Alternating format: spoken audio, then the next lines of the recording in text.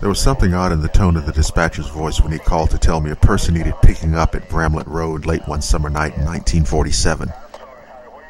I shuddered when I heard the name of the street. I did not want to go anywhere near that area, especially at midnight. But I drove a yellow cab, and it was my job to pick up a call when it came. So I swallowed and headed toward Bramlett Road and the slaughter yards. I'd been out of town when the incident happened. I call it an incident, but it was murder, plain and not so simple. A fellow by the name of Brown, who drove a cab with our company, was robbed and stabbed to death in his cab. Next day, a man named Willie Earl was picked up by the police the very next day and put in jail for the crime, though he denied doing it. Then a bunch of hotheads who drove cabs for our company gathered together, passed around a bottle of whiskey, and talking about getting the fellow who'd stabbed Brown. One of the men went out and borrowed a shotgun, and the mob drove to the jail, grabbed Earl and threw him in the back of one of the cabs. The hotheads took him to the slaughter yards, and they dragged Earl forcibly from the cab and started beating him. A man pulled a knife and waded into the mob with it, and Earl shouted, "Lord, you've killed me." That's when the fellow with the shotgun put a bullet in his head, reloaded, and shot him twice more. When the mob was sure he was dead, they climbed back into their separate cabs and fanned out, each heading back to the city by a different route.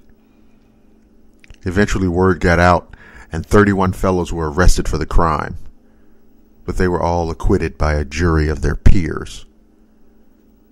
After the incident, the slaughterhouse section of Bramlett Road got a bad reputation. No one in the cab company much liked driving there, especially at night. Folks claimed it was haunted by the ghost of Willie Earl. I shivered as I pulled onto Bramlett Road and slowed down to look for my passenger. No one was there. I parked the cab and got out to have a quick smoke while I waited. All at once, the temperature around me plummeted. I froze in place, suddenly terrified, as someone moaned in terror from the other side of the road. The sound scraped my nerves raw. I could hear the unmistakable thud of hammering fists, and the darkness was filled with swirling black silhouettes pounding on something, or someone. I fumbled for the icy cold door handle as a man shouted in agony, "Lord, you've killed me!" I threw myself inside the cab as a gun exploded, cutting off the man's cries. The shot was swiftly followed by two more. I squealed the tires as I spun the cab around. A tall, battered figure that glowed just enough for me to see its lolling head. The blood-stained, dead features, the knife-torn clothes blocked the road in front of me.